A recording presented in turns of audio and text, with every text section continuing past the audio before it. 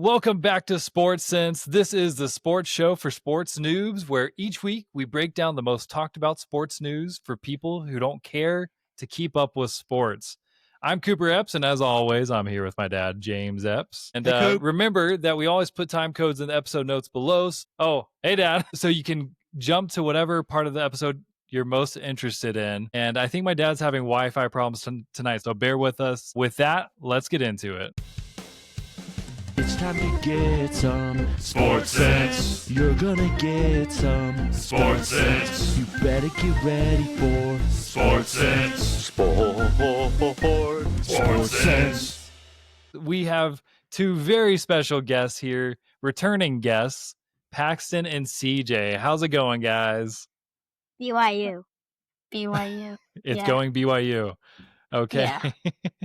Well, these guys are my wonderful nephews and very passionate athletes and sports fans. So to get into our very first topic, they were perfect to come on tonight because we are talking about BYU and for our first segment. And so we usually start off with a sports speak segment. So let's get into that. Let us learn some sports speak. So the term of the week is rankings, which, like the past few weeks, seems like an obvious term. But when it comes to college football, people are always mad about who's being ranked and who's not ranked. And so I wanted to talk about it in the context of BYU because they're a perfect example of a team that's playing a lot better than other teams, but they weren't ranked for a few weeks and they're barely ranked now. And so I'm getting ahead of myself. We'll come back to the rankings. Yep. Paxton and CJ, I want you to tell us what you did over the weekend. ECU versus BYU game. We went there. Where was it? Greensville, North Carolina. Greenville, North Carolina. At ECU. Oh, did I say Greensville? Yeah. So home game for Eastern Carolina University, the Pirates. East. All right, we got to get Cooper going. And it's ECU. It's East Carolina, not Eastern. East Carolina University. All right. Oh, okay. Wow, this is embarrassing. I'm sorry, guys. Okay, Paxton, tell us about your experience there. It was great, even though I wasn't feeling great because I had a headache, but I still love watching the game and seeing BYU win. Who were your favorite players that night, Paxton and CJ? I liked Parker Kingston, Bear Bachmeyer, Chase Roberts, and Isaiah Glasgow. Those were my four favorite this night. Okay, very nice. Paxton, what about you? I liked Chase Roberts, Parker Kingston, and Bear Bachmeyer. Okay, you guys said a lot of the same names. I know. So tell us a little bit about... Oh, what'd you say, CJ? Tiger Bachmeyer. Oh, yeah, I forgot he has a brother, huh? Yeah. Tell us a little bit about Bear Bachmeyer. So he's a true freshman, and his brother plays for the team, and he's the QB for BYU. Bear is the QB.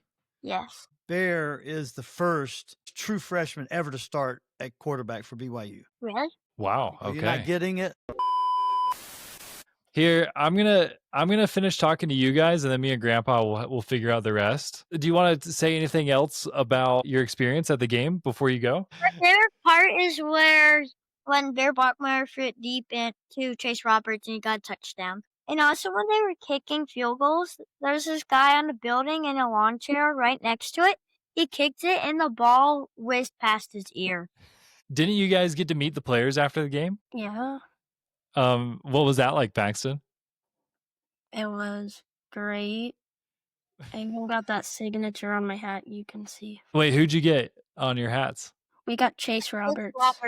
Oh, he signed both of them? Okay. Very cool. Well, so he was a star of the show in that game, so that was really cool. Oh yeah, so Bear Bachmeyer at the end of the game, he was doing an interview, and during the interview we got to chant BYU. It was so fun. Oh, cool. Oh yeah, I remember that. You were in the background?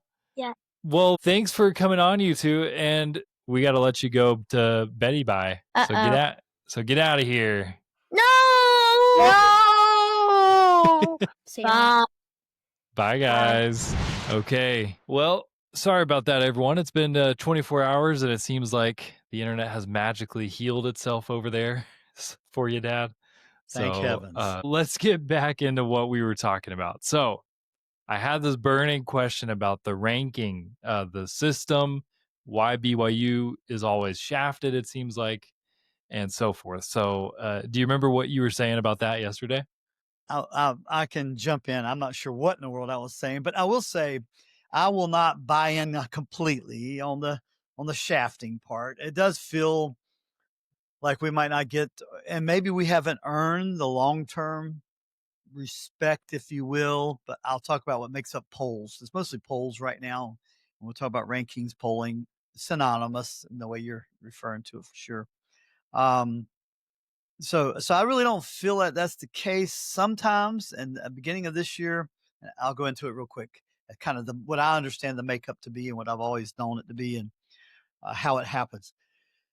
And nowadays, it's not near as important until, I'll go ahead and jump ahead. The most important rankings will be what we got to finish last year for the first time. Remember, is to make sure you're one of the top 12 in the country in the CFP ranking, right?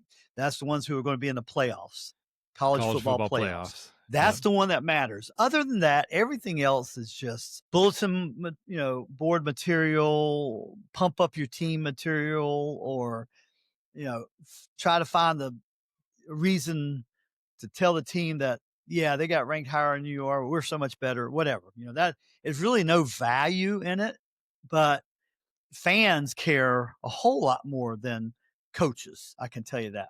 So the two main ones you'll see on ESPN anyway, and you can go to Fox reporting others, are the ones that carry is AP poll. That's been around since the beginning of time, somewhere in the 50s. And that's the Associated Press. So that means those are the sports beat writers who who have a vote on that. I forgot how many there are, but there's a bunch. And so that's when you see that ranking, that polling and that poll, which you can go look right now and look at that on ESPN, and you'll see AP written on top of it. The first one is AP. The second one is a coaches poll. And those are the head coaches. By the way, head coaches never vote. So they delegate that to somebody down the line in their group, unless it's some little school. But, as I understand, they really don't vote. Somebody votes in that, coaching staff. I don't know who, but there's a coaches poll, and that's there. And then there's some other polling that gets put out, but those are the two main ones you'll see. BYU did break into that this week. One was 25. I think AP and the coaches was 24. And so that's fine. And the reason you would, and somebody said, how can, I know your little fired up guest yesterday, my grandson, CJ, complained about Notre Dame being ahead, and their record's 1-2, being ahead of BYU in the ranking. A lot of that has to do with national press. They're probably the largest body of fans in the country by sheer volume. And it's who they played. They have played two highly ranked teams, at least one really high ranked team. I had it yesterday and I forgot what it was yesterday. But anyway, so they're 1-2. So it's who they played were way tougher. BYU has not. Number one, they played 3 games where quite a few have played 4 games and some have played 3 games. But they haven't played anybody ranked or difficult yet. Okay. Right? So the first 2 games particularly were not a test. This game, traveling to East Carolina, they have historically given a lot of team fits in Greenville at their stadium. Done some good upsetting. Yeah, and they were played really well and very tough. And that's what I was leading to. So I was leading to that, but I'll talk about the poll. But don't let me forget a little bit about the experience and why it was so sweet Saturday night. But so that's the big thing. We haven't played the the teams yet. I don't want to get hung up. We do have BYU fans on here, so let's take a quick look though. Give me a second, and then we can talk. Go ahead. Yeah, as you're pulling that up. Yeah. When you've said before in previous episodes, this like the big game this weekend is Texas versus whoever it was at the beginning of the season, number 3 versus Ohio number State. 1. Yep. So when you're saying this weekend we're gonna have the number 5 team against the number 2 team, is that which poll are you going off of? when people Well, it's say generally that. the AP. They don't vary much. They might vary by one number. You know what I mean? They're usually pretty much in sync. Good question. Okay. They're not going to be a variance of 4, 5, 6, or 7. It might be a variance of 1 or 2. Okay. But by default, people usually assume it's the AP poll. Yeah, pretty much. If you had to default to one. Right. But again, it really doesn't matter much. So going back to polling, we'll wrap up about polling. So the very specific, BYU beat Portland State 69-0. Okay, Portland State, they came to them. They just got their paycheck. I talked about before, and they are so far, not in the level of a top, Division I type school. Stanford in its day years ago had been a really good battle, but they've been in the dregs of football society for a few years. They've been suffering. They might make a comeback now. They got a new general manager who used to be great quarterback for him, and he's awesome. He used to play for Colts. Anyway, and then to travel and really beat by 3 touchdowns, that's why they got ranked at all. Beat East Carolina in Greenville away. That was a good win. So, but you're going to start seeing they're going to have plenty of chances to move up. Next week they play Colorado again, probably another step up because that's a conference game. It's going to be the Big 12. So now they're starting the conference game. After that, West Virginia. That's going to be a tough. Where is that? Yeah, they're well known. So at Colorado is going to be, but West Virginia's home. That's great. By the way, if you can get to that game, that should be good. Then at Arizona, no big deal. At Utah versus Utah at home this year. Woo. So I'm just looking at. But here's the big ones. If they can be undefeated through that would be 7-0. They could do that. Then they play 14th ranked Iowa State, 12th ranked Texas Tech, TCU 24th ranked. They got murderers row for that conference 3 weeks in a row. And by the way, Iowa State and Texas Tech are all away games. So you earn your keep in rankings when you're a BYU. You're not Texas. You're not Ohio State. You haven't won a national championship. You're going to get a lot. Those programs are going to be kind of mainstay. They'll be in the top 5 or 10 easily almost every year because they kind of maintain that level to some degree. Yeah. One example this year of not is Clemson. They're 1-3 right now or whatever. They're dying on the vine this year. They're suffering, but they play some good teams. But anyway, so I don't feel like we get ripped off a lot. We've kind of earned we're probably pretty good to break in the top 25, honestly, with who we've played so far. Okay. Good to know. Well, Well, tell us a little bit more about your experience at the game. So we suffered in 2017. We went to East Carolina to see BYU play. A bunch of us in the family, a bunch of us. And we're not big enough. Anybody from that team or era will probably listen to this, but I don't know what happened. They did not show up. They got off the bus wanting to get back on the bus. I mean, it was the most pitiful excuse of an effort of a team I'd ever seen. Wow. And we got stomped. It was terrible. Goodness. And so we took abuse walking back, and fans, it was embarrassing. We had to just hang our heads and walk away. So that was 8 years ago. So we've been waiting 8 years for this redemption. Rematch. And by the way, they went to BYU the next year and beat them on a crazy, stupid play, last second field goal. BYU let them go that year too. They beat them in Provo the following year. Oh my God! But I wasn't there for that. But I mean, we were at East Carolina then. So to say, relief, joy, if you're a fan like I am, just thrilled beyond belief that we struggled. The first half, I was a little concerned. We kept gaining great yards, first downs, but we couldn't, as they say, we left points on the field. We couldn't score touchdowns. And right before half, we were up at 6-3, 2 field goals there, 1 field goal. And might I insert here that I guess your cousin Doris told me this, so she's listening. Thanks for the tidbit. I guess on ESPN, whatever, game day or whatever, it was a trivia question this past Saturday was who has not allowed in Division I football at least 1 touchdown in the season so far this year. And it was BYU. Right.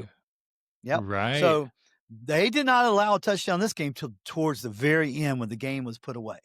So weren't they the only team left in the country that hadn't allowed a touchdown? That's what I'm saying. That they were the you said that was a trivia question. That was a trivia question. That's crazy that they were the only team. Yeah. Pretty cool. So that's fun. So, Thanks, Taurus. but the streak was broken, of course. It by was, ECU. but it was we were up so much at that point. It was just kind of the way it goes. Subs were coming in, that sort of thing. But thankfully, that right at the end of the half, the big emotional momentum changer hit.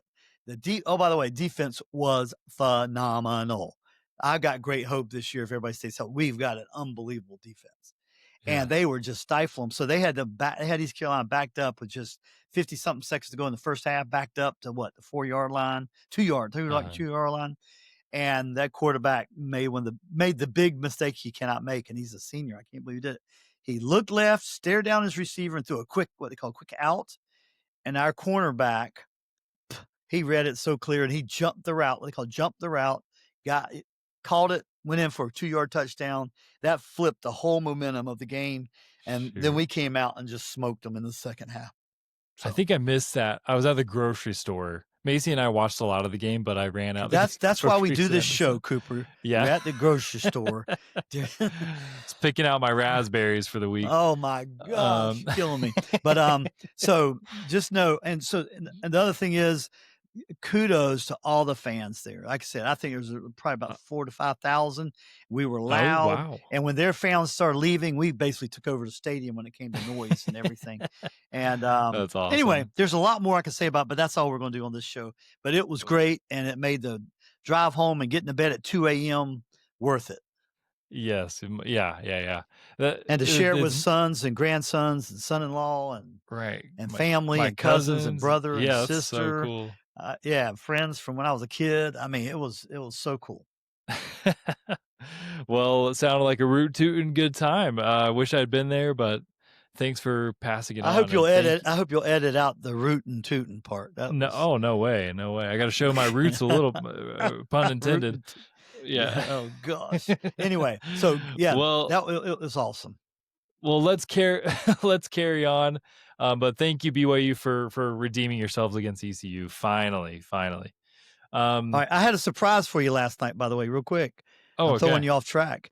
As I was trying to get on, I still had ESPN up, and guess what I saw on the screen for NHL?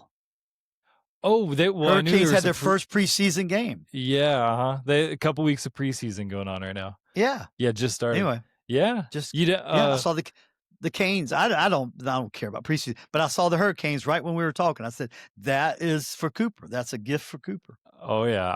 I didn't watch because we were so busy trying to figure out last night, but they lost, which was sad, but it was preseason and I had to Google it because I just don't know. Even hockey, I just barely know how any of this works. So I guess at the end of September, there's 2 weeks of preseason games. I don't really understand the purpose of it. Maybe you could tell me if it's the same across leagues. Is it just to kind of get your team warmed up? Are they basically scrimmage matches or what? Yes. Yep. That's the way it is in all sports. Yep. Okay. Yep. So it's for teams to test some of their new guys or draft the ones they've drafted and get some little ice experience against somebody else other than their own team. That sort of thing. There you go. Well, so then in a couple seasons, the NHL a regular season will officially start. So couple weeks, yeah. So we'll talk about that a little bit when that gets going. Excuse me. Yep. All right, we're ready to roll. I just wanted to drop that in for you. Go Canes. All right. I don't know. You said you had something. There was one thing I got in the messages last week from Chris about a crazy comeback from the Army football team versus Kansas State. It sounded like you had a thought there. Just a thought with it. It's not anything anybody's going to want to watch, but I mean, it's worth going to watch. It was a crazy comeback, and it was cool to see Army beat Kansas State. They beat them 24-21, a crazy comeback. That's not what I'll focus on. I love their head coach. If I were ever to had been a head coach in and at this level, I think this might have been me. And I don't know if I would have survived many seasons, but but so it's worth it. If you want to go back, find it on YouTube, any of that, whatever you sent me, you can tell about the link and put it out there, because this is what I wrote. I said, this coach embodies the passion and love for his team, his players, and the Army and his country. And if you, and here's his tagline through almost all of it is, basically individually and then as a team. I'm going to fight. You ought to hear how he says it. I mean, I think he's going to blow blood vessels out of his neck and everything else. And I said, this is, if you want to know a reason why those who are passionate about sports, and it could be at the smallest or the highest level, just this, because it's so, I don't know, it makes you feel alive to have the kind of passion about something. And sports seems to, for me, sports is that outlet. And I just love him. I mean, he is definitely, the old saying is, you get somebody like that, you'll run through a wall for them. But here's the trick. You cannot just give rah-rah speeches like that. It has to be foundational. He has to have relationships with each of those players. He has to build trust with each of those players. He has to love each one of those players and his school, all that. And then when they give a speech like this, they're going to tear the house down. And that's exactly what they did. And they came back and won. So it was the speech and his passion and his love. But again, it's because of his commitment and success and what he's done for Army. But it's not just a one-time rah-rah speech. It is kind of who he is, and that his guys just love him. They just love him for it. So that's all. That's what I was going to say. I'll try to throw it on the screen because it's not often you see someone this authentically just rah-rah, like you said. I mean, he really gives it to him. And it reminded me, for the movie lovers out there, of a movie called The Northman that came out a few years ago. And it's like about Vikings. And there's a scene, it's just insanity, but there's a scene of just boys being boys, if that's I don't know if you're allowed to use that phrase or if that means something bad these days, but it's got these, I don't know, these men around a fire in the forest, just slowly screaming more and more and more, just at the top of jacking themselves up, getting fired up, for like getting ready for battle. Basically, it's right. To me, it was just, I thought it was hilarious, but it's kind of interesting to hear that see that there's still a little flavor of that in some places in our society, particularly in the locker room of a football team. So it's fun. It's funny and interesting to watch, but kind of cool. Okay. Yep. Well, I wanted to point out a couple other things. Yeah. Tell me what else you got. Just a quick baseball thing. We're coming up on the baseball, not the World Series, the playoffs, which leads to the World Series we talked about. But there's this guy named Jacob Young. He plays for, do you remember the Nationals, the Washington Nationals? You mean the one with the hacky sack catch? Yeah. And he had, I didn't know him very much before this, by the way. Yeah. Okay. I've never heard his name either. It looks, I think it's just luck, but also he pulled it off just beautifully. Basically, he's in the outfield. A ball is about to be a home run, but it's like he's running to catch it just before it goes out of the stadium. And he runs into the wall with the ball, and it bounces on his foot. And he kind of, I can't tell how intentional it was, but he pops what it happened? up. Yeah. So what? And catches it with his glove. He misplayed it a little bit. It must have been tailing away because he had to torque his body. When he went up to the air, you saw how he torqued it around about 45 degrees, which his glove was out of position at that point. But he's got his glove on it. He lands, and I guess he, like you said, bumps into the wall. But when it does, and he comes around, he gets his body to come back around, the ball pops up. And as he's uncorking himself from the torquing that he had to do, he had the presence of mind. I mean, it's all in one motion, but he kicks, and it looks like maybe it hit his calf more than anything and popped the ball up. But he did it intentionally. You can tell when you watch it enough times, you see he pops it up, gloves it, he's out. So it is so fast. So I don't know. If it was intentional, it's incredible athleticism. It's incredible reaction. But I really think it is. But I think it's all because his body was contorting and moving, and that was kind of like flicking the glove. He flicked his leg. Yeah, and he had just run into the wall full speed. So it's crazy. Definitely, probably the play of the year, I would think, in baseball. In baseball, wow. Yeah, I think so. He reacts so coolly and calm too. He just gets his glove and he just kind of runs towards the infield field. Yeah, they're done. 3 outs. They're Did out. my job. Absolutely. That's pretty cool. But it was so crazy. Chris or somebody might have sent that one to me, or Macy, I can't remember. But thank you, whoever sent that. But Fun. If you're Well, on good with baseball, that, can I stay on baseball yeah, for okay, 30 more seconds? baseball, yeah. My man from Cullowhee, North Carolina, we talked about him, Cal Raleigh. He's the catcher. Remember, catchers don't lead the Major League Baseball with home runs. And do you happen to remember his name, his nickname? You called him the big dumpy or the big dump truck or Dumper. something like that? The big dumper, okay. The big dumper. Which big thumper I think would have been cool in the old days. I heard thumper. Anyway, big dumper. But as of last night, I don't know what's going to happen tonight. He led the major leagues with 58 home runs. And here's the killer part, because I love this player. Seattle Mariners, he plays for Seattle. They had Ken Griffey Jr. Now, Ken Griffey Sr. I love because he was on part of the Cincinnati Reds team in the 70s. They called it the Big Red Machine. And his dad I loved him. He was awesome, one of the key players. So Ken Griffey Jr. was even better than his dad. Hall of Fame type player was. Yeah, Ken Griffey Jr. was like on my trading cards growing up when I had baseball cards. And played a long time and loved him. Him and his dad got to play together for a short period of time. Oh, anyway, crazy. But he passed Ken Griffey Jr.'s best season. He had 56 one season, and he passed him. Now he's passed him by 2. But that's a big deal. So hats off to our native North Carolinian, Cal Raleigh, the big dumper. All right. Very nice. Well, let's move on to college football. All right. So, I don't know if you have much. I just had one. I don't have much, but we'll have a little bit. I just had to bring up the fact that UNC lost again. So now they're 1-2, I believe, this season. Maybe. I think 1-2 is what I saw. That's correct. So for those of you who need a quick reminder, UNC is being coached currently by Bill Belichick, used to coach Patriots. Tom Brady won a bunch of Super Bowls.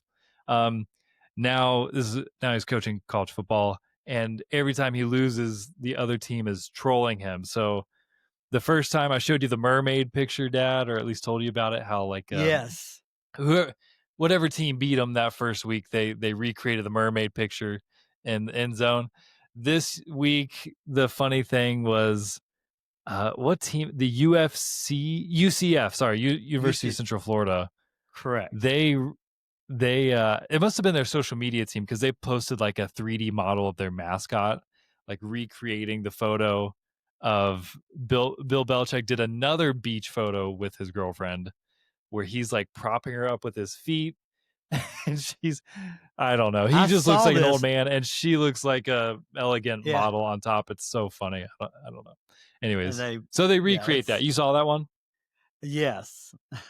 That one even made it to ESPN. I think they were mocking. And I didn't know there had been a real picture like that. So it took me a second to realize what they were mocking. I had to go back and look where the real picture was. But yeah, I kind of wish that they had just the players had done it. That would have been funnier. But anyways, it seems like that's gonna be that's the new trend this season, is whenever UNC is gonna lose, you'll probably see a Bill Belichick meme where they recreate an embarrassing photo. And like you said, that's kind of passes across your world, and that's funny. Yeah. It's gonna be a sad, and it couldn't happen to a better team, right? So I'm thrilled, being a Wolfpack Nation over here. I love it. I hope it.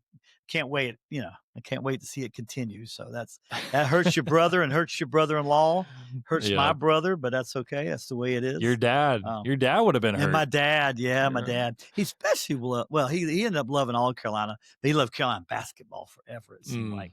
And fair. Watch football. But anyway, that happened late in life. I don't know where that came from.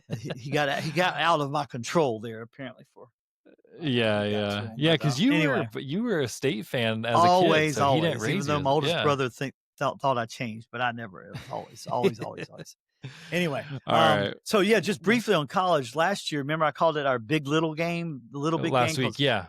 NFL is our big game. I got the big game. What's the big game or whatever we call it? Yeah. Last week, remember, I had it was Auburn and Oklahoma, and just because we didn't have many big matchups. Remember, many ranked teams matched up. Right. But it turned out to be, and I'm not going to take any time other than say, I think I picked another good one. Oklahoma ended up scoring 11 points in the final quarter. They won 24-17 over Auburn. But it was a crazy game. I can't go into all the details. I was more fresh on it 2 days ago, but it was crazy, and it's fun to watch the highlights if anybody has an interest. But I thought we picked a good one when there wasn't too many great matchups, but there were still some crazy things that happened. And I was trying to find the one that I'd seen that is really a shock. But where is it? A highlight from the game? Yeah, well, just no, a score. What was it? Well, I think the part I think you would have been interested in, you know how I've got Texas, they played an 0-3 team, Sam Houston from Texas, small school, and they beat them 55-0. And, Arch Manning had 5 touchdowns and got pulled in the third quarter. They were so far ahead. But the funny part was, I guess this is what I was wanting to tell you about that. His mother got upset with him because when he ran in a touchdown and stood over the defender and flexed. Arch Manning did? Yes. The defender was on the ground. He ran over him to score. He stood there and flexed on him. And apparently his mother was not happy with that and made it known. Publicly. So well, and there was a BYU player that did that against ECU and got in trouble. He got a penalty. Boy, did he get in trouble! And boy, did he get in trouble from the coach. At him. Yeah. Oh, by the way, By the way, BYU coach has got it masterfully worked out. Those players and the coach loved the fans and treated us so well down there. By the way, but anyway, so that was the funny thing with Texas and Sam Houston, and maybe that's going to get him on track. He looked great, but. Lesser and that's hilarious because his previous games this season, he was not his best, right? People have been railing on him. Right. But this game, he got himself going and all, but it wasn't against real competition yet. Right. So we'll wait and see. I mean, I'm pulling. Me, I picked on win it all, so I need them to do something. Yeah, you do. It's just funny because that's like, I don't know. It's like when you're playing pickup basketball and you've lost, 3 games that night and you say, please, one more. And you finally get ahead and then you scream in the fases of the people that just beat, whooped. I don't know. It's kind of like that. 10 times in a row. Yeah. Yeah. You're flexing a little soon. Like, prove your worth a little bit longer. Yeah. And then, so that was kind of funny. That was kind of funny. Right. But anyway, so right. There's plenty to talk about. But if you want to, let's move to NFL. Let's move to NFL. So before we get to the big game recap, there was a really big upset. So the Atlanta Falcons were playing the Carolina Panthers, and Casey, my little brother, was just elated, and we were talking at the time. Turns out the Panthers won 30-0, shut them out. Correct. Thing is, as we've talked about, Panthers are they're a bottom tier, maybe middle of the road optimistically team in the NFL right now. They have been bottom tier for a while, yes. Yeah. But the Falcons are pretty well regarded at the moment, right? Well, and they have a newer quarterback, and they were on the uptick, and they've done some good things. So when you say a really big upset, I think it's how they beat them was what's really big, right? Well, I don't know about that, so tell me more. So meaning they beat them 30-0. Number one, it's rare, very rare, to shut out an NFL team. Okay. No matter how good you are, it's very. I haven't thought rare. about it, but yeah, they either get 2 or 3 field goals, a touchdown and a field goal. They usually get something. So that was remarkable, and I think and hope, and of course, being a Panthers fan, cross my fingers that this is showing real growth and that our defense is what we thought it would be this year. Much better. They invested, they drafted well, and then hopefully the offense is starting to catch fire, but the defense helped the offense a lot. So there's some hope. Yeah, they gave us some real hope. That was not a rinky-dink win squeezed out at the end. I mean, they dominated the game pretty much from start to finish with great defensive plays. That's for sure. And our offense did enough and got it going. And so that was great. Yep. All right. Yep. Well, thanks for bringing that up. And that helped Casey and I and Keaton, all of us Panther fans feel a little bit better. I know, yeah, and sorry for all the local the things the teams we're fans of this episode, but there was just interesting news relevant to all of them this week. Yeah. So before I get to the big game review, I do have one more tidbit. So first of all, and I cannot remember all these names. So fact check me all you want. I can't remember these things, but I will tell you, again, that's why I listen to a lot of things, like a lot of shows I can, Colin Cowherd and others, on Monday, the best I can to catch up NFL Network. But apparently it was like one of the strangest Sundays in NFL history. And all I can remember what I'm saying was there were 7 games decided basically in the last 3 minutes, almost on the last play or 2 of the game, including 2 blocked field goals, which is really odd in NFL, where they were blocked, picked up, either game was secured, ran for a touchdown, secured. So it was just, they said, a crazy game, crazy Sunday. They said for 45 years, several things that happened that never happened on this Sunday. So that's kind of interesting. And then, of course, to see you talking about a big upset, to see the Cleveland Browns beat the Green Bay Packers. 13-10. That was a low blow for your Aunt Paula's husband, who lives and dies. And I won't say his name because we're talking negative right now about the poor. Yeah. The Packers are great. They're supposed to be great this year. But that's when you take you out the ball once in a while in the NFL. Anybody can beat you. It's a crazy league. They're all professionals. League. Yeah. Yep, exactly. So anyway, our big game. Do you remember what it was that I picked? Yeah, Eagles. Because it was Eagles again. Eagles versus Rams this time. Yeah, and I tell you, the Rams, just like last year in the playoffs, they should have beaten them. They had control of this game for the first half completely. The Eagles end up winning 33-26. The Eagles scored they scored 14 in the third quarter, 12. So outscored them 26-7 in the second half. The Eagles had to come back. They were down. The Eagles were down 19-7, and then they got down another 7 points. They got down. They were down 26-7. The Eagles were. Whoa! In the third quarter. And how are the Rams? Were they? They're good. The Rams are really good, except for their defense got exposed in some ways because the Eagles have the Eagles were doing a lot of running and control ball, no mistake football. Well, they got behind, and when they got behind, their quarterback had to start throwing. He has 2 incredible receivers. One particularly, Brown, who is just known anyway. He's tall, big, strong, head case, but unbelievable. You throw it up there, he'll get it. Anyway, so they just started throwing the ball and just smoked them the rest of the game. But they had to have a thrilling. Philly blocked 2 field goals attempts in the fourth quarter on the Rams because the Rams' interior offensive line couldn't block the defensive line of the Eagles, and they just came through the middle and just blocked. One of them, I think, returned for a touchdown. The other, they recovered. So it took 2. No way. Which to have 1 in a game is freakish. But they had 2, not in the whole game. They had 2 in the fourth quarter and led to scores, which led to them winning barely 33-26. That is crazy. It was crazy. So can I say I'm 3 for 3 on picking the game of the week? Yep. I could second that. Yep. This was freakish. I mean, the finish, the whole thing was crazy. So anyway, our BYU boy Puka Nacua for the Rams, he was awesome. He had 112 yards, 11 receptions. He did drop a pass in the end zone, though. Anyway, crazy game, gave the fans more than enough. The Rams fans cried, and the Eagles fans went nuts. So I felt like that's what we're looking for, that kind of game. Wow. That's well done, well selected, and I guess with your track record, I really ought to start watching the ones that you call as a big game. So maybe I'll at try. Least watch the score. This one's going to be a little shakier this week, but I have my reason. Okay. So I have the 2 games. I have a college game. I have a college game and an NFL game.